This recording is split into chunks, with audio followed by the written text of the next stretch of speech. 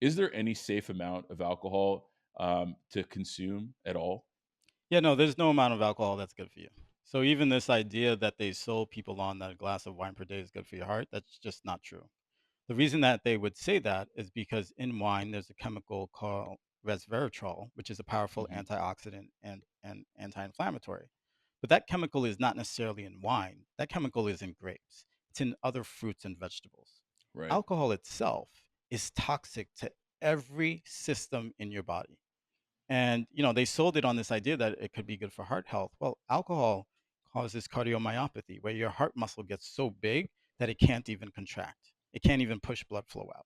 It causes arrhythmias in the heart, which can lead to your heart completely stopping and going into cardiac arrest. It could lead to you potentially having strokes.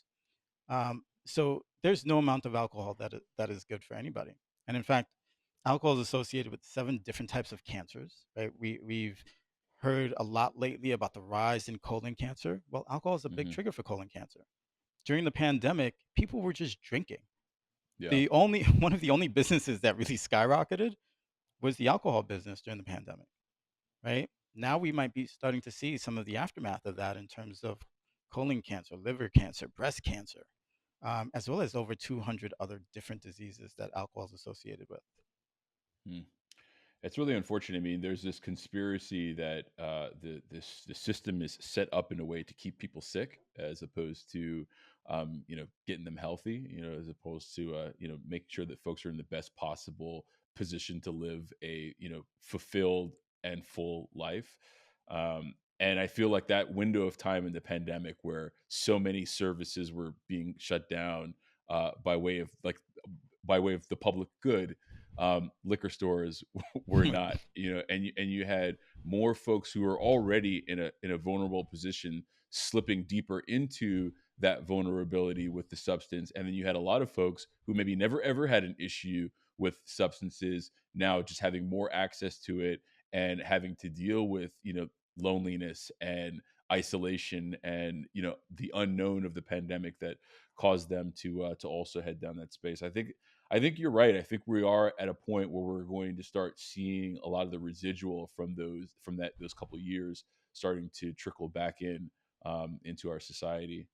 Um, I don't think we're going to be able to avoid that. Yeah, I think the disconnection that we experienced, right? I mean, we couldn't connect with our loved ones in the same way. Yeah. Um, some of us couldn't communicate with loved ones in the same way. That made us incredibly vulnerable, and a lot of people sought to deal with that vulnerability by using substances and especially alcohol. Yeah. Have you had any folks come into your practice post COVID, post like once they because I addressed my addiction Yeah. in the midst of COVID. It came to a head for me. I had to do something different. Have you experienced folks in your practice who are kind of starting their journey with you and trying to address their brain, on just as a new challenge to them post COVID, and also carrying with them either still having an addiction or coming out of it? Is that something that you have direct experience with? Yeah, I think, for people that had COVID, you had a certain amount of people that developed long-term COVID symptoms. Certainly brain fog, anxiety and depression go along with that. I'm somebody who believes that the more we learn about the brain, the more that neurology, psychiatry, psychology all come together. We just look at it Hmm. from different perspectives. And so as a neurologist, I see people with anxiety and depression all the time. So when Yeah. you think about the changes that COVID caused when people got that virus, when you think about the social isolation, when you think about the things that people lost, I mean, people lost a lot of people, right? They lost family members and friends. They lost a certain level of independence. Yeah. Um, they lost the uncertainty of what the future may hold. When all of a sudden the world can just shut down, that was traumatic for a lot of people. Yeah. I was having this conversation not too long ago. Actually, I was having this conversation with my parents where I was saying, we're a couple of years out, but not all businesses have recovered. No. Individuals haven't recovered, right? No. People are still feeling the financial stress, the health related stress. Uh, you know, People haven't gotten back into their homes. You're seeing prices going up, right? Inflation's going up. this is going to be a time where a lot of people continue to struggle.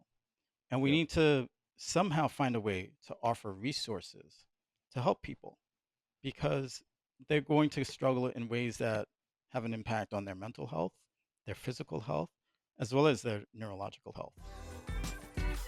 I appreciate you guys listening to the Stacking Days podcast. I hope this episode added value to your recovery and wellness journey. Before we go our separate ways, let's connect on social.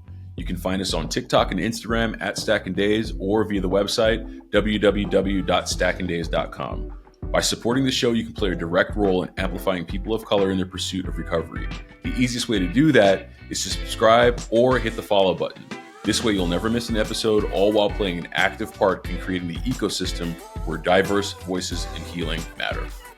This show is for the purpose of education and connection and is not a replacement for therapy or recovery care.